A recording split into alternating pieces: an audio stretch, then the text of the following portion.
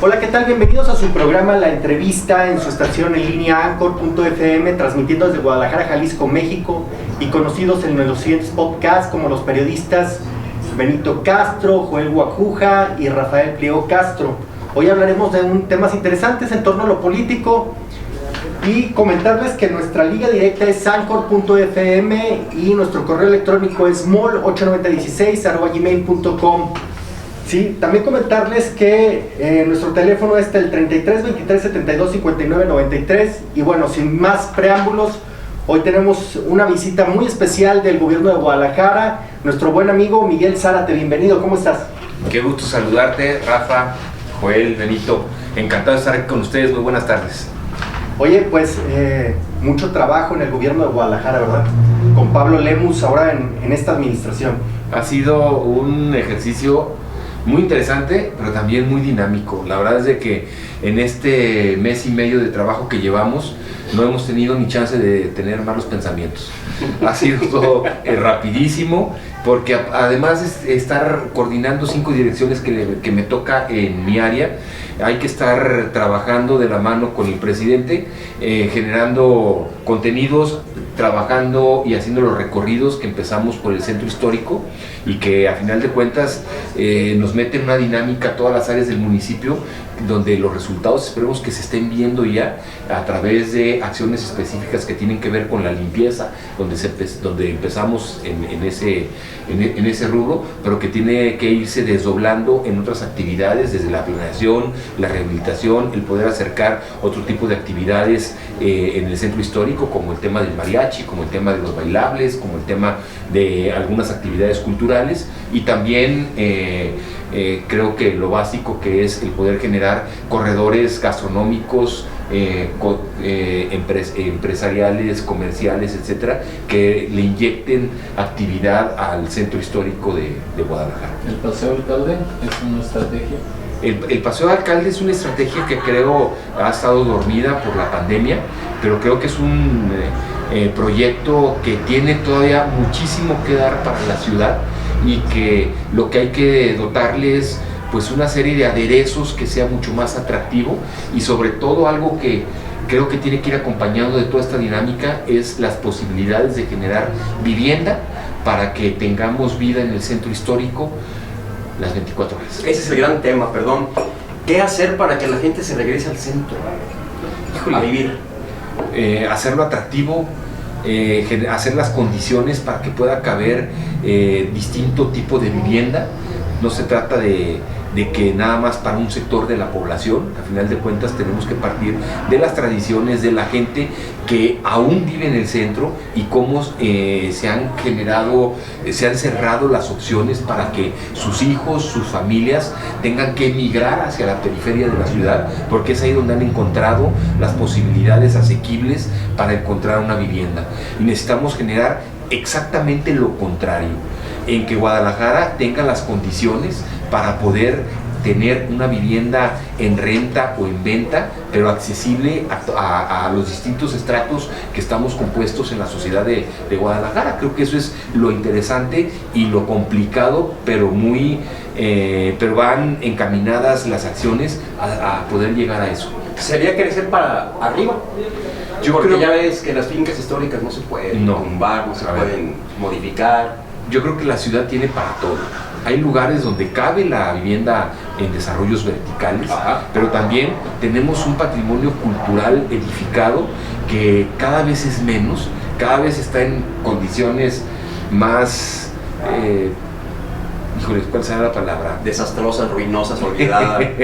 pues sí. Abandonadas, sin posibilidades, sin posibilidades de poder remozarse o restaurarse, etcétera. Y creo que es un deber de todos el poder generar las condiciones para que esas fincas puedan generar sus propios recursos y poderse restaurar, renovar y entender que tienen que tener un vocacionamiento quizás distinto al que hoy tienen, pero versátil, creativo, para poderlo disfrutar y entender que a final de cuentas son vestigios edificados de lo que somos y de lo que fuimos. Y siguen protegidas por el INA y el INBA, ¿verdad? Hay un catálogo donde hay fincas que están catalogadas por el INA, donde se tiene que trabajar en combinación con esta institución federal, su delegación de Jalisco, para poder tener una intervención, pero también hay otras que están catalogadas en otro perímetro, donde tenemos que estar interactuando con el Estado a través de la Dirección de Patrimonio de la Secretaría de Cultura. Tienes una figura de coordinador de gestión integral de la ciudad, y en esta figura, bueno, es importante comentar también que Miguel Zárate, bueno, es maestrante en política y gestión pública por el ITESO, y fue expresidente de la Comisión de Asuntos y Coordinación Metropolitana, ¿o es? Fui, hace 3 años yo participé en la contienda por la presidencia municipal de Guadalajara. No fuimos favorecidos por el voto de la mayoría, pero tuve la oportunidad de ser regidor en la administración pasada, y a final de cuentas fue una experiencia que me permitió abrir horizontes, estar trabajando en una administración municipal, que hoy me da la posibilidad de tener una invitación del presidente Pablo Lemus para estar en esta administración, ya en el Ejecutivo, y como bien dice Rafa, coordinando 5 direcciones que son muy dinámicas e importantes dentro de la administración municipal. ¿Eso podría equipararse a una gerencia de la ciudad? No. En la figura de los gerentes, ¿te acuerdas? Se intentó hacer, ¿no? Se intentó hacer, creo que empezó en la administración pasada con muchas dificultades, pero terminó siendo un buen ejercicio, un ejercicio que daba la posibilidad de tener una comunicación directa del gobierno municipal con los vecinos, que tendremos que buscar la manera de poder recuperar esos lazos para que no se pierdan a través de las distintas direcciones del municipio, específicamente participación ciudadana. Pero yo creo que tendríamos que ser un poco más visionarios y aspirar a tener un gran gerente de la ciudad, es decir, no de la ciudad de Guadalajara, bueno, sí de la ciudad de Guadalajara, pero no del municipio de Guadalajara, sino del área metropolitana de Guadalajara. Hoy somos 5 millones de personas las que cohabitamos en esta ciudad, y 9 cabildos, 9 municipios, 9 administraciones distintas toman decisiones todos los días en el territorio de la ciudad, y esas decisiones nos afectan positiva o negativamente a los 5 millones que aquí habitamos. A final de cuentas, las personas que transitamos en la ciudad no entendemos, o muchas veces no se entiende, de las fronteras municipales, porque no hay una delimitación, y lo que decide Tonalá, o lo que decide Tlajomulco, lo que decide El Salto, le afecta a los demás municipios. Entonces el rompecabezas está como encimado, ¿eh? El rompecabezas está bien complejo, pero también es cuestión de ordenarnos y de voluntad de poder generar condiciones que nos permita ir trabajando de manera general en la ciudad, es decir, tener una coordinación metropolitana adecuada y horizontal entre todas las áreas de los municipios. Pero ya trae la experiencia, porque estuvo como presidente y consejero ciudadano metropolitano del 2016 al 2018. Fue consejero titular, presidente del Consejo Estatal de Desarrollo Urbano, ¿verdad? Yo, mira, te platico un poquito de mis andanzas y por qué soy tan mitotero y qué me tiene aquí.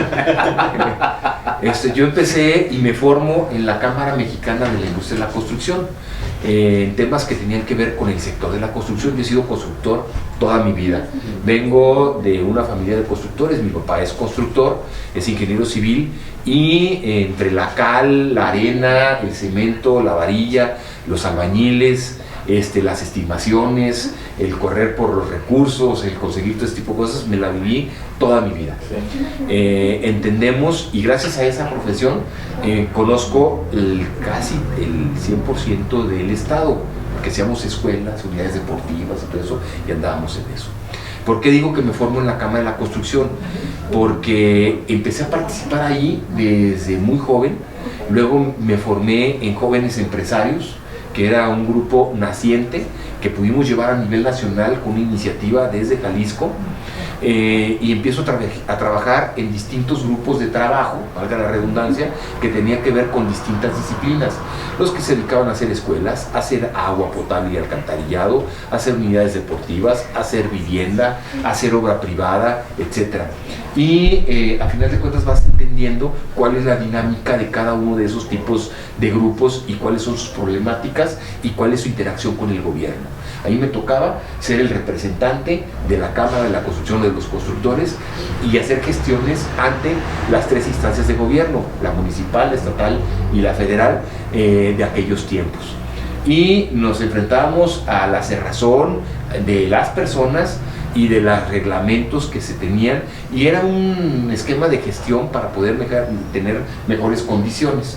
Después ahí logro ser, por una planilla de unidad, presidente. Después de ser presidente de la Cámara de la Construcción, me invitan a una aventura hace muchos años, donde nos tocó conocernos, ¿te acuerdas? Hace 10 años, y contiendo por un lugar la posibilidad de ser candidato a la presidencia municipal de Guadalajara. En ese tiempo no se dieron las cosas, pero me abre otro tipo de posibilidades y conozco la vida interna de un partido político como lo fue el PAN, aunque nunca he sido parte activa de sus miembros, nunca he sido afiliado a ningún partido político, pues me da la posibilidad de conocer cuáles eran pues los intestinos de esta organización y cuáles eran las preocupaciones, y generar una serie de redes sociales, de amistad, de coincidencias, de personas que estaban en este tema. Pierdo, se me descompone toda la vida de participación empresarial que tenía, y empiezo a buscar en otros esquemas y empiezo a participar en asociaciones de vecinos, en cuestiones de participación ciudadana, y en otra cámara empresarial, la Cámara Nacional de Empresas de Consultoría, donde después, 6 años después, logro ser también el presidente, y en el Inter participo en distintas acciones que tenían que ver con consolidar la participación ciudadana dentro de los municipios para que fuera cada vez más sólida y cada vez más escuchada. A través de distintas representaciones llego a ser presidente del Consejo Estatal de Desarrollo Urbano, que era una instancia social, empresarial y gremial que tenía participación con el gobierno estatal de esa zona, de ese tiempo, perdón, y después me involucro en la vida de la Cámara, donde llegamos a tener otro tipo de representaciones. Salen las convocatorias para ser candidato, la posibilidad de ser candidato a consejero metropolitano por Guadalajara. Me inscribo en la primera ocasión, no salgo. En la segunda convocatoria me inscribo y salgo electo ya en la administración de Enrique Alfaro como presidente municipal de Guadalajara.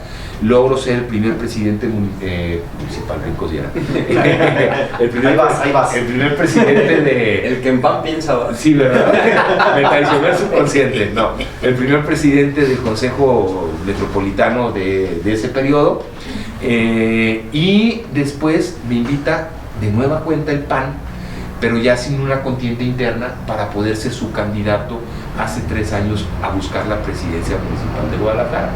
Era un plan ambicioso, sin embargo eran indicios de que el PAN, que estaba buscando otro tipo de perfiles, entendía que tenía que surgir de la misma sociedad, y nos aventamos en la aventura.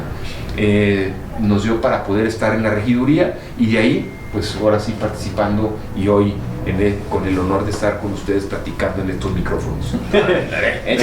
No, y qué padre, porque yo me quedé todavía cuando estabas de regidor, y luego se da la coyuntura con Pablo, y luego ya entras en este proyecto como coordinador integral de la ciudad, que es todo un tema, ¿eh? Yo estaba viendo los ejes y las líneas de acción, la verdad es mucha responsabilidad. Sí. Te va a tocar hacer un gran trabajo por Guadalajara. Es un trabajo muy arduo, muy ambicioso lo que se pretende hacer en esta administración, pero también son temas bien bonitos. Sí, claro. son temas... Pero conjugar la parte de la obra pública con la movilidad es todo un reto, ¿eh? Haz de cuenta No que es, no es eres un cualquier maestro cosa. de primaria. Y en este regreso a clases, te separaron a todos los morros más desmadrosos de la escuela y los metieron en tu salón. Imagínate. Encárgate de eso, por favor. Vámonos. No, Está cañón. así lo veo, güey. ¿Sí? No, y lo peor es de que no puedes agarrar una regla y darle manazo. Exactamente. Como antes se No, hacía. y además que, bueno, algunos gobiernos pasados se encargaban de mandar precisamente a poblar las periferias de la ciudad y se les fue el chip y se desligaron completamente y no se acordaron que también existía gente aquí, que vivía aquí en la ciudad, y de repente la ciudad se queda solitaria, llegan horas en las que ya la gente ya no cruza. Aquí, por ejemplo, a las 7:30, 8 de la noche Se es un muere. pueblo. Sí, Tan, tan. así es.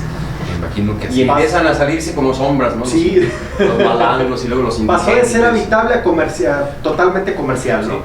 Y también un desfase comercial, porque en realidad sí, las rentas muy caras, no hay, falta la reactivación económica, está mucha gente esperando qué va a pasar con el paseo alcalde, cómo le van a invertir el dinero, y de eso nos vas a platicar.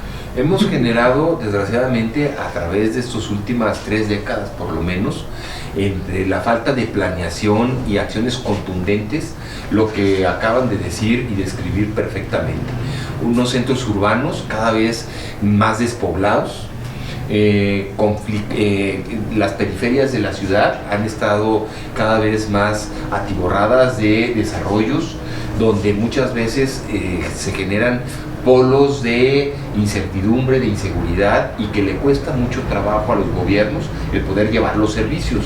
El tema de Santa Fe, el tema ya para Tezistán de Los Molinos y todo ese tipo de fraccionamientos que hoy por hoy la imposibilidad de estar de los padres de familia al 100% en sus lugares de vivienda porque tienen que salir a trabajar, claro. Y hoy la necesidad de sale papá y sale mamá cuando existen, genera que los hijos se críen solos en estos lugares con todo ese tipo de problemáticas y de riesgos que hoy estamos viviendo y que son palpables, con todo el tema de inseguridad, etcétera. El traslado que se genera por las familias desde sus lugares de vivienda a sus lugares de trabajo es a veces hasta de más de 2 horas y media por viaje. Eso quiere decir que le invertimos hasta 5 horas en el transporte, simplemente de tu casa a tu trabajo y de tu trabajo a tu casa. Pues prácticamente vives en el transporte, ¿no? Eso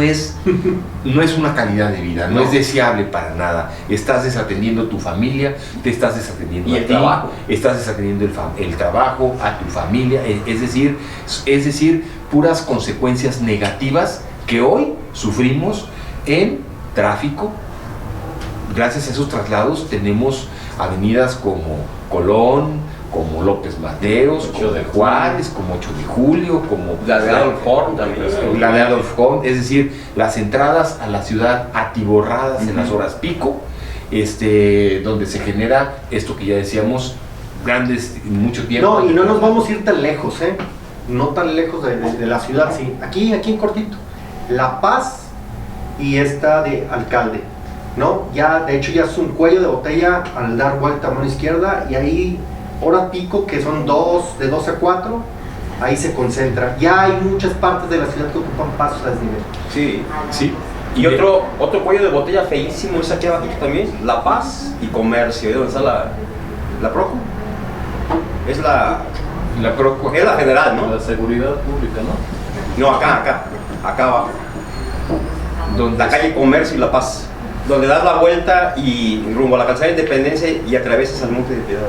Sí, así es. ¿Toda esa zona? Sí, para agarrar 5 de febrero y todo eso. Todo eso también está bien estrangularísimo. La verdad es de que hay una serie de lugares, cuellos de botella en toda la ciudad, no solamente en el municipio de Guadalajara, que necesita una intervención, pero no una intervención focalizada, se necesita generar una solución de manera sistemática en toda la ciudad. Está generándose un proceso de semaforización a través de sistemas de cómputo que va trabajando el gobierno del estado, que tiene que tener tarde o temprano resultados positivos, pero es un proceso. Y también sincronizados. Los sincronizados. Así es. ¿Te acuerdas que hace tiempo? Sí, los metieron, pero tenían problemas de ida y de vuelta, no pueden sincronizarlos. No, puras broncas. Y luego haciendo las calles chiquitas, quitando el aparcadero de los dos lados, ¿no? La calle chiquita y las esquinas llenas de volados. Ay, ¿Cómo le haces ahí? Es todo un tema. Tenemos que ir generando, ya sería, hoy lo vivimos con el tren ligero, con la línea 3, donde simplemente Gaby, que me acompaña a las distintas reuniones, hoy en la mañana tenemos que estar a las 8:30 en una reunión en el ayuntamiento. Ella vive en Zapopan, se le hizo más fácil dejar su coche en Plaza Patria para agarrar el tren ligero y llegar a tiempo a la reunión y evitarse todo el problema. Lo mismo hice yo, Gaby. Exacto. Ese tipo de acciones tienen que ser cada vez más comunes, claro, en la ciudad, en las familias. El poder utilizar el tren ligero, el macrobús. Creo que una gran obra que se está haciendo por el gobierno del estado, que es continuidad de la administración pasada, es el macroperiférico, el macrobús que se está generando en el periférico, donde fue una obra concebida en la administración de Aristóteles Sandoval y que atinadamente le da seguimiento la administración de Enrique Alfaro, y hoy por hoy es casi una realidad a 3 años de esa administración. Y hacia allá tenemos que tender a planear la ciudad a mediano y a largo plazo, con soluciones de corto plazo, pero que vayan encaminadas a una solución de una fecha que muchos actores le han puesto como la fecha deseable o fatal. Estamos tan solo a 21 años de que Guadalajara se celebre los 500 años de su fundación. Así es. Creo que es una fecha importante. Muy importante y que nos debería de emocionar a los que de aquí somos y a los que aquí vivimos, porque habrá muchos que migren de otras partes, pero al final de cuentas queremos tener un mejor lugar para vivir, pues nos toca poner nuestro granito de arena y ponernos a platicar entre iguales, con las mismas consideraciones, con las mismas responsabilidades y los mismos derechos, para podernos poner de acuerdo qué ciudad queremos dentro de 21 años, cuando nos cumplamos 500 años de la fundación de Guadalajara. Hay varias cosas que le preocupan, yo considero, a la ciudadanía. La primera es el centro histórico, pues tiende a ser peatonal y tiende a cerrarse. Bueno, ya se está cerrando en algunas partes, y algunas calles transversales pues todavía alcanzan a pasar algunas rutas. Pues en muchos otros lados realmente son peatonales. Y a lo que voy es que hay mucha casa que todavía pues es histórica, y yo creo que hay mucha gente que quiere disfrutar el centro, ¿no? Salir con su familia, disfrutar el Paseo Alcalde, comer. Hay un plan que se está desarrollando y que es consecuencia de tomar lo que se había planeado en las administraciones pasadas, para poder seguir generando los corredores peatonales, es decir, realizar las obras y las adecuaciones necesarias para que ciertas calles de la ciudad, a través de un plan integrado, genere circuitos donde la gente pueda caminar de manera segura, protegida de que no exista tránsito vehicular en esas calles, pero también segura porque haya tal cantidad de gente que sea complicado para los malandrines estar haciendo de las suyas, independientemente de una estrategia de seguridad que nos corresponde hacer no solamente a la comisaría, sino a todos, asociaciones de vecinos, comerciantes, etcétera, para poder tener mejores condiciones en ese sentido. De hecho, había un número importante de elementos que Pablo Lemus había comentado que iban a ingresar a la parte del centro histórico, sobre todo con lo que iba a pasar con el Paseo Alcalde, ¿verdad? Es correcto, así es. Dijo la cantidad, no te la quiero repetir ahorita porque no la traigo en la mente. Te iba a decir 100 personas, pero no me más o menos, pero es un número muy significativo. Y estaba también comentando de la reactivación económica. Estaba viendo que parte de lo que tú traes en los ejes no pertenece directamente al área de licencias ni de comercio, ni licencias de giros fijos. pero sí pertenece a los giros de licencias de obra pública. Y en esa parte hay muchas casas que de repente están tumbando, que son históricas, le dejan la parte de la fachada por fuera, pero construyen edificios lineales de 20 y tantos niveles. ¿Qué va a pasar con eso? Todo eso hay un ordenamiento. Se trata de poder proteger lo que se tiene que proteger. Valga la redundancia, ¿verdad? Se trata de poder rescatar y conservar el patrimonio edificado que tenemos.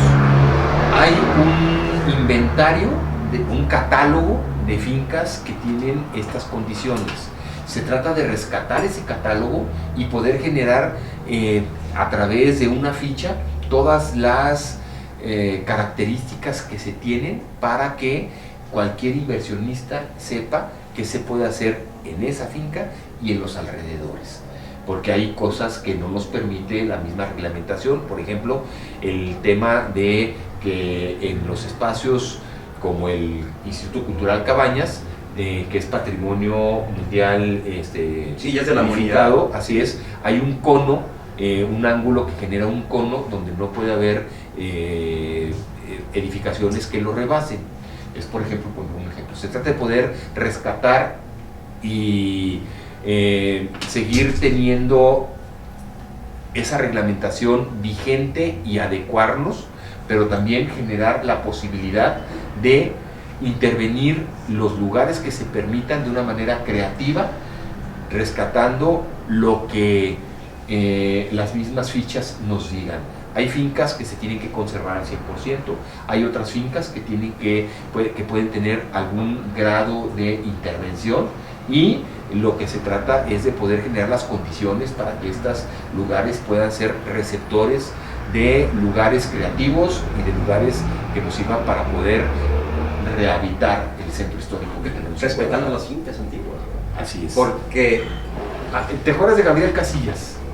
Gabriel Casillas. Gabriel Casillas fue el primer procurador de desarrollo urbano que tuvimos en el estado, un arquitecto que murió apenas el año pasado, y el cual él tenía un dicho, o él decía constantemente que los edificios y las fincas tenían que ganarse su propio sustento, su propio mantenimiento, su propia vida. Y hoy se está trabajando en algo que se llama transferencia de derechos, es decir, que las fincas catalogadas que tienen estas características, Benito, que platicábamos, puedan vender los derechos de espacio que tienen, que pudieran ser factibles de edificar hacia arriba, pero por sus condiciones de patrimonio, por sus condiciones de que son inventariadas y protegidas, no lo pueden hacer. Entonces, al vender esta transferencia de estos derechos y transferirlos a otras áreas que está catalogada dentro de los planes parciales como receptoras, el poder generar recursos que le dé a sus propietarios la posibilidad de restaurarlas. Oye, a mí me había tocado hacer, bueno, algunos indicadores, y traíamos también por ahí algunos temas de mejora regulatoria, sobre todo la parte de esos planes parciales ligados al visor urbano y la tramitología de todos los trámites. ¿Cómo vamos con ese tema? Híjole, es un tema bien complejo. Si tú le preguntas a cualquier desarrollador, generar vivienda o un desarrollo del que quieras, chiquito, mediano, grandote, en Guadalajara, le tienen miedo. Es complicado por la cantidad de requisitos y muchas veces de acciones que se contradicen por los reglamentos y las condiciones que se piden actualmente en el municipio. Hemos generado una ventanilla empresarial que ya venía trabajando, que le hemos reforzado hoy, que es un vaso comunicador entre las distintas direcciones que tienen que ver con el tema, para poder agilizar los procesos que están en proceso y atender a los nuevos desarrolladores que quieren invertir en la ciudad. Pero eso es una solución al corto plazo.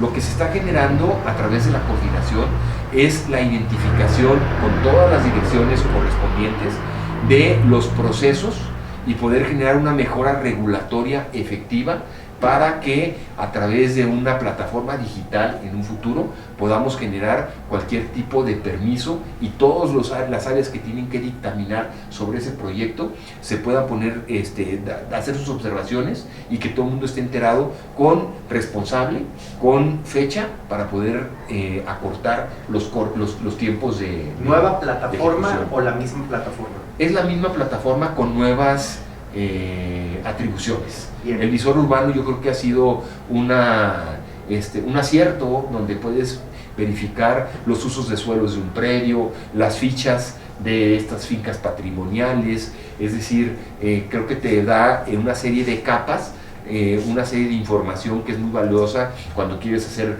un negocio, cuando quieres construir un desarrollo, cuando quieres generar cualquier cantidad, cualquier cosa dentro del territorio municipal.